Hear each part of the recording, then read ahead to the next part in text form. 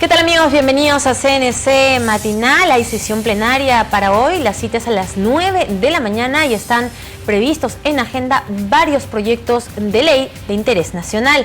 Sobre ello vamos a hablar en el transcurso del noticiero. Vamos ahora con los titulares del día. Parlamentarios de diferentes bancadas rechazaron versión de prófugo Martín Belaúnde del Ocio sobre supuesto secuestro en Bolivia. Congresista Abu Gataz pidió a parlamentarios de oposición escuchar primero al ministro de Justicia y canciller antes de presentar moción de interpelación. Comisión Belaúnde del Ocio recibirá mañana a ministros del Interior y de Justicia y a la presidenta del Partido Nacionalista, Nadine Heredia, informó titular del grupo investigador. Autógrafa de ley sobre gratificaciones fue enviada al Poder Ejecutivo para su promulgación, anunció el presidente de la Comisión de Economía. En el Parlamento, ministra de Energía y Minas aseguró normalización de abastecimiento de gas licuado de petróleo desde hoy y rechazó especulación. Tal como lo adelantamos, el Pleno del Congreso sesionará desde las 9 de la mañana para debatir varias iniciativas e informes. Según la agenda, se espera iniciar el análisis del proyecto de ley del nuevo Código Penal, dictaminado sobre la base de 148 iniciativas legislativas presentadas por diversos sectores. Veamos.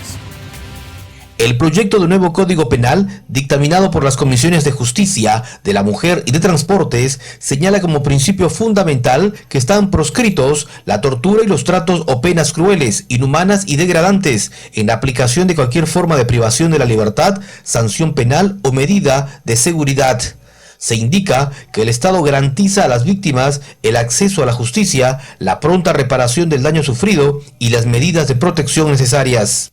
De acuerdo al dictamen, se ha incorporado una modalidad de violencia contra la mujer, esto es, la lesión grave o leve cuando se comete contra una mujer por el hecho de ser mujer o por razones de género, cuando la misma se produce fuera del ámbito doméstico. De igual forma, la trata de personas ya no se encuentra dentro del catálogo de delitos contra la libertad personal, sino se ha incorporado en un título autónomo con una redacción adecuada.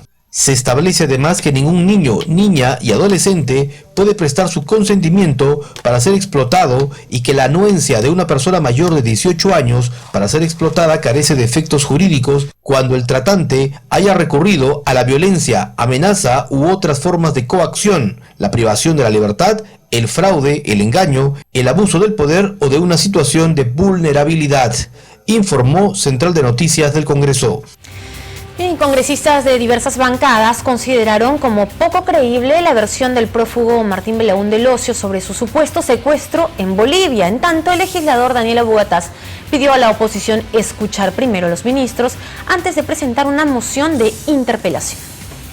El congresista Daniel Abu Gataz señaló que antes de hablar de una posible censura o interpelación a los ministros del Interior, José Luis Pérez Guadalupe, y de Justicia, Gustavo Adriancén, por la fuga de Martín Belaúnde del Ocio, habría que escuchar primero sus versiones y la actuación del gobierno en torno al caso. Yo creo que esa explicación tiene que ser ampliada, explicitada a todo nivel.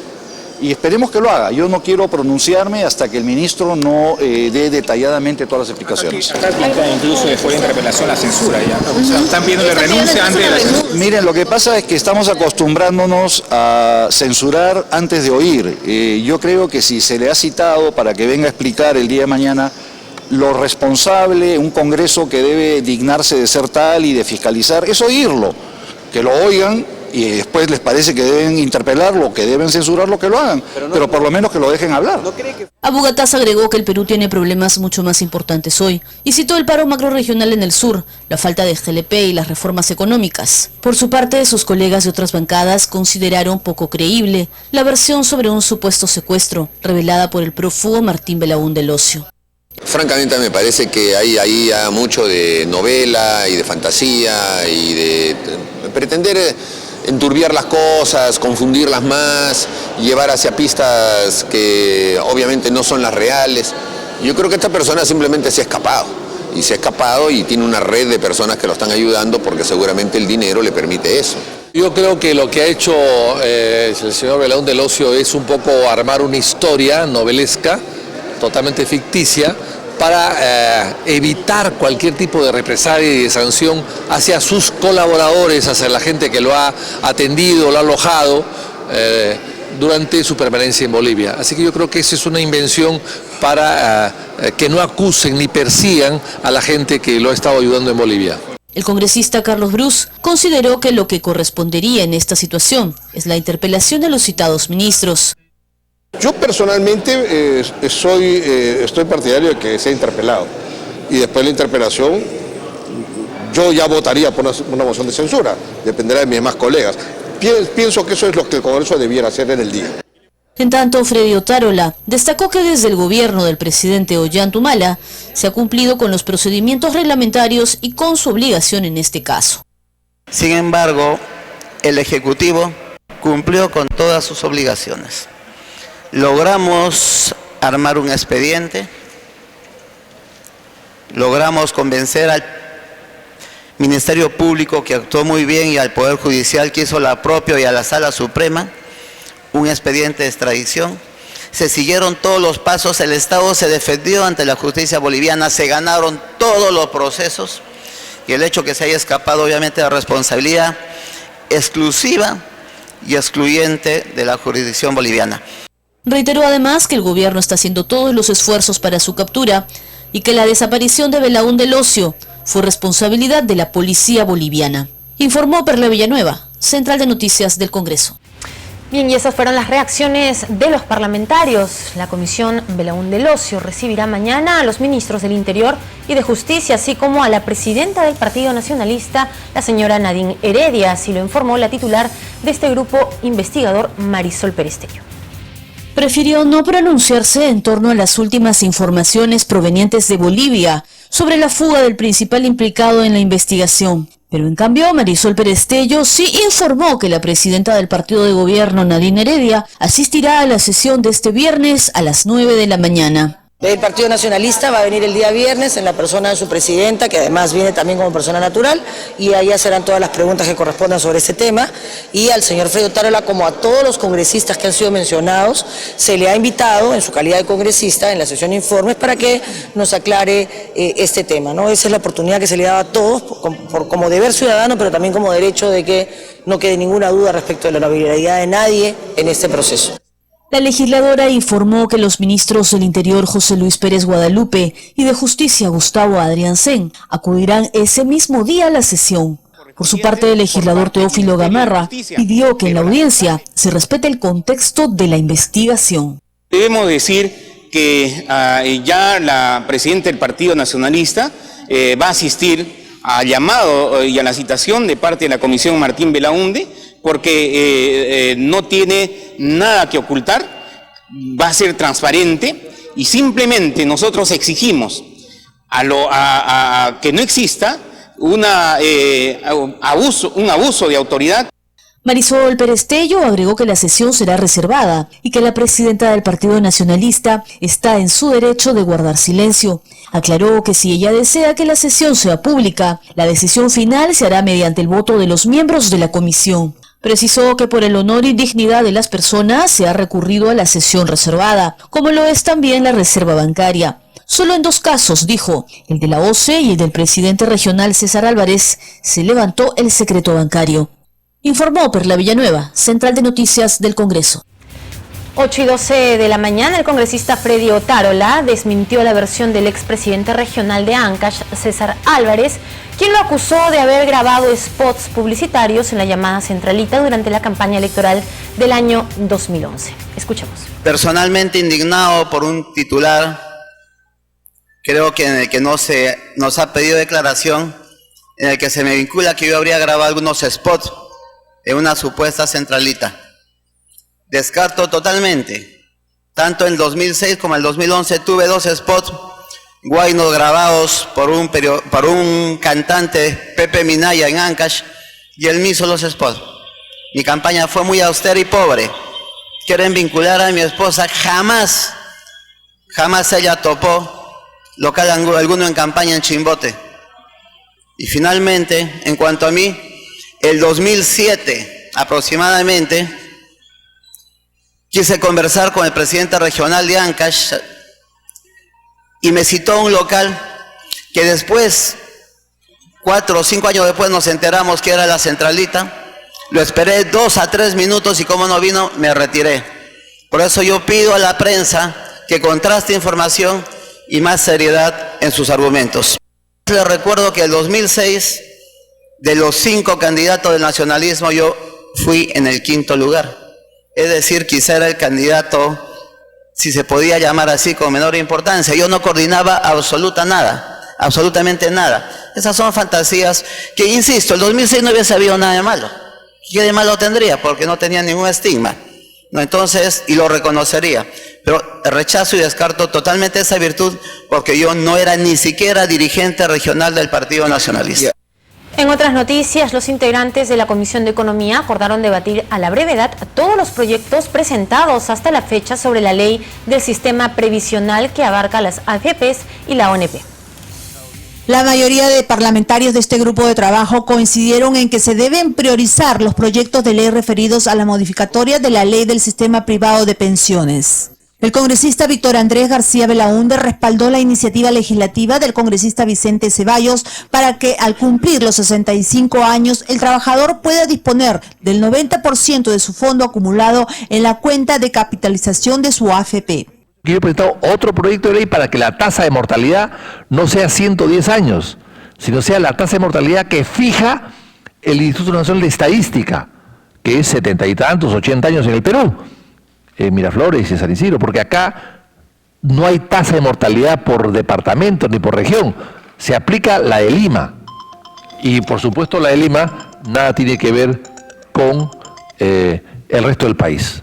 El congresista Jaime Delgado opinó que el actual sistema de pensiones tiene un problema estructural, difuso y fraccionado. Agregó que solo el 25% de la población es aportante, por lo que sugirió garantizar un acceso universal a una pensión que se pueda financiar con un porcentaje del impuesto al consumo. A la propuesta que vienen haciendo expertos del Banco Mundial, del BID y de la Universidad del Pacífico, que esta pensión universal se financie con un porcentaje del IGB. ¿Por qué? Porque el impuesto al consumo, que es el impuesto general a las ventas, el impuesto al consumo, es lo que cada uno de los ciudadanos estamos pagando. Durante toda nuestra vida, cada vez que compramos cualquier cosa. De otro lado, ante la deuda del sector privado y público y con el objetivo de asegurar la jubilación de sus aportantes, el legislador Octavio Salazar sustentó un proyecto de ley de su autoría que propone el pago a las AFPs y ONP de los aportes previsionales descontados de los trabajadores próximos a jubilarse. Los entes retenedores facultados por ley son las empleadoras de los trabajadores, sean estas públicas o sean estas privadas, quienes tienen la obligación, ojo, la obligación de entregar estas retenciones a las respectivas AFP o a la ONP. En algunos casos los montos retenidos no se depositan, generándose la deuda previsional. Previamente a solicitud del congresista Víctor Andrés García Belaúnde, se acordó solicitar al Pleno del Congreso someter a debate y aprobación la Ley de Cooperativas, la cual establece que la Superintendencia de Banca y Seguras, SBS, supervise a dichas empresas. Ya se aprobó el texto acá hace mucho tiempo atrás, pero está en la mesa, en la agenda de la presidencia, pero no se pone al debate. Es una ley muy importante para evitar pues tipos cooperativas de Orellana, ¿no?, que emitían cartas fianzas sin tener autorización para ella, con diferentes interpretaciones falsas de la norma. Informó Central de Noticias del Congreso. El presidente de la Comisión de Economía del Congreso, Casio Guaire, informó que ya fue enviada a Palacio de Gobierno la autógrafa de ley que exonera de manera permanente los descuentos a las gratificaciones. El día viernes recién nos entrega a nosotros el resumen correspondiente y el día lunes a las 5 de la tarde estamos entregando a la Oficialía Mayor y no ha habido ninguna demora de parte de la Comisión de Economía, principalmente del quien habla como presidente de esta comisión. Entonces, ¿de quién es la culpa o la responsabilidad? Creo que estamos en el tiempo necesario. El día lunes se ha entregado, martes, hoy día miércoles supongo que ya debe estar en Palacio. Estamos hablando de un trámite que usualmente son 24 o 48 horas y son 6 artículos nada más, o sea, no había mayor complicación. Efectivamente, yo ya no tengo en mis manos, lo tiene ya la oficial mayor, en este caso a cargo de la presidencia del Congreso, ¿no? Entonces, la autógrafa ya está en el Ejecutivo. Entiendo que debe estar en el Ejecutivo, en todo caso la respuesta le debe dar la presidenta del Congreso. Y la ministra de Energía y Minas, Rosa María Ortiz, aseguró en el Congreso que desde hoy se va a normalizar el abastecimiento de gas licuado de petróleo en Lima y también atribuyó el incremento del precio del combustible a un tema de especulación. En 2 o 3 días debe estar regularizado en Lima y en las ciudades más cercanas y probablemente en unos 7 días ya a nivel de a nivel nacional. Ahora, ¿cómo prevenir, ministra, de que estos hechos no vuelvan a repetirse? Porque el tema de las mareas altas ya se habían... En principio existe una norma que establece claramente que todas las empresas deben de tener inventarios, se llama así, o existencias mínimas del orden de 15 días para poder solucionar un abastecimiento del orden de los 15 días. En este caso, pareciera ser, y es un tema que Ocinermin debe de responder como fiscalizador, que no se ha dado ese inventario de 15 días de las empresas y no se ha fiscalizado tampoco oportunamente. En esa línea, posiblemente se ha acabado antes de lo que hubiera correspondido. Es decir, Ocinermin podría iniciar acciones también de oficio frente a esto. No es solamente que puede, debe. O sea, ¿puede haber una sanción por no haber ido...? Una y más sanciones, por no haber tenido inventario, si se acredita que así ha sido. ¿A cuánto van estas sanciones, ministra? No, a quien le toca fiscalizar es a Ocinermin. Yo ya he conversado con ellos para que justamente tomen acción en este tema. Por supuesto, hay que pedir la calma, ha sido un tema producto de fenómenos climatológicos, rotura del ducto de TGP, luego el descubierto que se hizo del ducto de Pluspetrol en Camisea justamente por los problemas climatológicos que obligó a parar para hacer el mantenimiento correspondiente, y el tercero ha sido el mar movido que no permitió el apoderamiento de los barcos, ¿no? ¿Cuánto siente el contingente que se está importando, ministra? 11.000 toneladas, si no me equivoco, tendría que ver la cifra exacta, pero 290.000 barriles. ¿Esta va a ser la única importación para superar este impasse? No, probablemente se tenga que dar más importaciones, por eso se tiene que estar viendo cómo está el mercado. Lo que sucede también en este momento es que la producción nacional es casi tas con tas con el consumo. El consumo ha crecido de tal forma que están tas con tas. Entonces hay que tener las cosas bien controladas para que no se vuelva a producir. En la Comisión de Fiscalización, sus integrantes continuaron indagando sobre la compra y posterior pérdida de más de 1 millón de pañales. En la última sesión se presentó Elsa Cubillas Bueno, exsecretaria general del Ministerio de la Mujer. La Comisión de Fiscalización reiteró la invitación a las exministras Ana Jara y Carmen Omonte para que expliquen en qué circunstancias se realizó la compra de más de 8 millones de pañales y la posterior pérdida de un lote de 1.316.000 unidades en los almacenes de ese portafolio. Vamos a reprogramar ahora, por una cortesía, habíamos tratado de que en día diferente las dos exministras, pero por la circunstancia del tiempo y el tiempo que ya tiene este asunto de los pañales, vamos a citarle el próximo miércoles a las dos congresistas, exministras, Ana Jara y Carmen Omonte. Cabe señalar que en la sesión se leyó un escrito enviado por la legisladora Ana Jara, indicando que por la demora de la información que solicitó a la Contraloría, no podía presentarse para informar al respecto. En vista que a la fecha no se ha completado mi pedido de información que hiciera al Ministerio de la Mujer y Poblaciones Vulnerables sobre la documentación vinculada a la adquisición de pañales, objeto de la citación.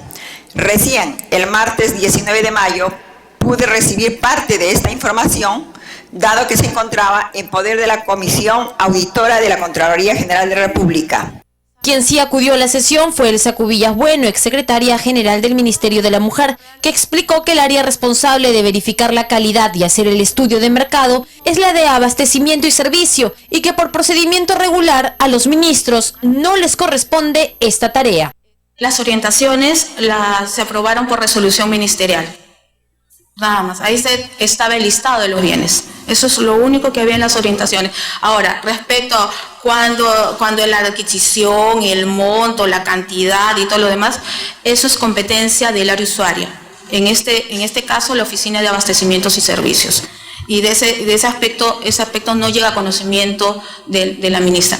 Los parlamentarios cuestionaron los argumentos de Cubillas, pues consideraron que por su cargo debió de tener conocimiento de los hechos, informó Karina Aliaga, Central de Noticias del Congreso. Les contamos que los proyectos de ley que proponen ampliar el plazo del proceso de formalización de la propiedad informal fueron materia de debate en la Comisión de Vivienda. Tenemos los detalles en el siguiente informe. El presidente de la comisión, Johnny Lescano, dijo que serían 12 las iniciativas de diversas bancadas que proponen modificar la ley 28687, Ley de Desarrollo y Complementaria de Formalización de la Propiedad Informal, Acceso al Suelo y Dotación de Servicios, y extender el término de su ejecución de 2004 hasta el 2008. Advirtió que aún el Poder Ejecutivo no había hecho llegar su propuesta, sin embargo, aseguró que el Ministerio de Vivienda también había manifestado su interés por solucionar esta problemática que involucra a miles de posesionarios de escasos recursos. Lamentablemente por alguna situación no lo ha remitido, hemos esperado como 3 semanas, casi 4 semanas para esos efectos y obviamente corresponde ya dictaminar. El mismo ministerio ha indicado que hay que atender esta problemática con determinados condados, con determinadas, normativa, a efecto de atender realmente a los que han